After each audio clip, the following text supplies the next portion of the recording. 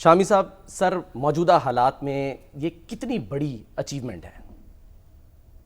देखिए, जो मार्का है, जो मार्का हमने हक। लड़ा है इंडिया के खिलाफ, उसने तो जनूबी एशिया जो है उसका मंजर बदल दिया, पूरी दुनिया का मंजर बदल दिया। पाकिस्तान जो है उसके मुकाबले में इंडिया जो है पिछक कर रह गया और पूरी दुनिया इसका एतराफ़ कर रही है। और जनरल आसिम मुनीर की ज़ेर क़यादत ये मार्का लड़ा गया।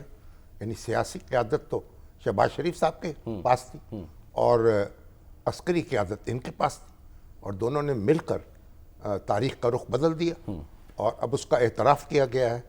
उनको फील्ड मार्शल बना दिया गया है। उन्होंने जो बयान जारी किया है वो, उसमें तो उन्होंने कहा है ना कि ये तो कौम जो है उसके नाम मैं करता हूँ ये एजाज़। सर ये इसके अल्फाज क्या? हाँ, उन्होंने पढ़ा के कहा है कि सर ये एजाज़ पूरी कौम, अफवाज पाकिस्तान, खासकर सिविल और मिलिट्री शोहदा और गाजियों के नाम वक्फ करता हूँ। इसके अलावा सदर पाकिस्तान, वज़ीर आज़म और काबीना के एतमाद का शुक्रगुजार हूँ। ये एजाज़ कौम की अमानत है जिसको निभाने के लिए लाखों आसिम भी कुर्बान हैं। और उन्होंने कहा कि ये इनफरादी नहीं बल्कि अफवाज पाकिस्तान और पूरी कौम के लिए एजाज़ है। तो क्या कहा इकबाल ने कि हर लहजा है मोमन की नई शान नहीं आन किरदार में गुफ्तार में अल्लाह की बुरहान। इसका आखिरी शेर है इसका कि ये राज किसी को नहीं मालूम के मोमिन कारी नज़र आता है हकीकत में है कुरान। वाह।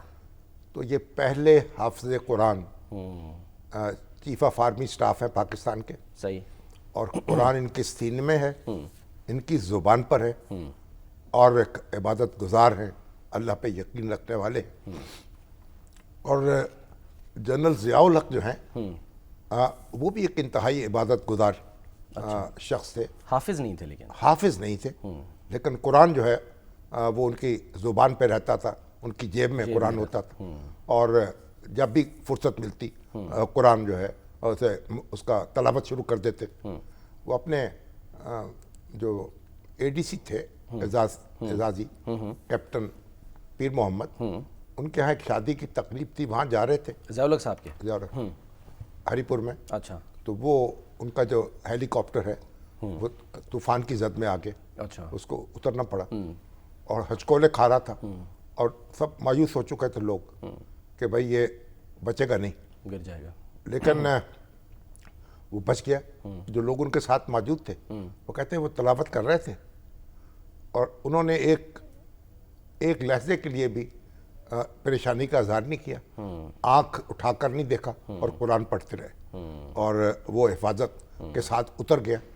तो जनरल आसिम मुनीर जो हैं, जब वो किसी से गुफ्तगू करते हैं तो हमारे अनीक अहमद साहब जो हैं उनकी एक गुफ्तगू थी, उन्होंने कहा कि उनसे जो 5 घंटे जब वो वज़ीर थे जी हाँ, तो मजलिस जारी रही मुशावरत की, तो उसमें उन्होंने 40 मरतबा कुरान की आयत पढ़ी, उनका मतलब बयान किया, उनका हवाला दिया अपनी गुफ्तगू। सर अभी ये जो हुआ ऑपरेशन बुनियानुम मरसूस, वो देखिए ना, वो भी उन्होंने आयत से ही वहीं से जो है वो वहीं से उसी से अखज़ किया। बिल्कुल, हाँ। और उसी पे जो उन्होंने आगाज़ किया वही कुरान की आयत पढ़ी।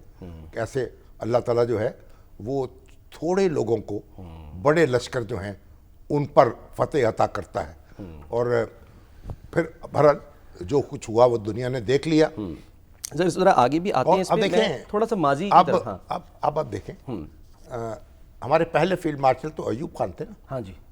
अब जनरल ज़ियाउल हक, वो भी जलंधर से उनका ताल्लुक़, अच्छा, इनका भी जलंधर से ताल्लुक़ है, इनके वालिदैन, मगर ये सैयद हैं, वो अराई थे। सही। और जनरल ज़ियाउल हक के वालिद जो थे वो भी एक जूनियर एहलकार थे फौज में और बड़े मजहबी थे, इबादत गुजार थे, तो उनको मौलवी कहते थे, मौलवी अकबर अली।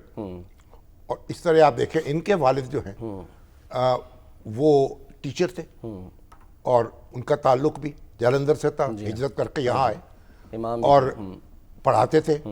और फिर ये है उन्होंने इस मदरसे में तालीम पाई, वहाँ से हिफ्ज़ किया। हाँ जी। तो और अयूब खान हैं, उनके वालिद जो थे वो भी एक नॉन कमीशन वो थे ना एहलकार। अच्छा। मेजर, रिसालदार मेजर मीरदाद खान। सही। तो ये जितने लोग इतनी तरक्की पे इनका बड़े एक हम्बल बैकग्राउंड से आए, सादा- एक आम सादा आदमी background, थे, हाँ, सादा सादा background, लोग, आम लोगों से, आम लोग की तरह परवरिश पाई और कहाँ से कहाँ पहुंचे। पाकिस्तानी फौज जो है उसमें मेरिट पर आप आगे बढ़ते हैं, ये कमाल है उसका।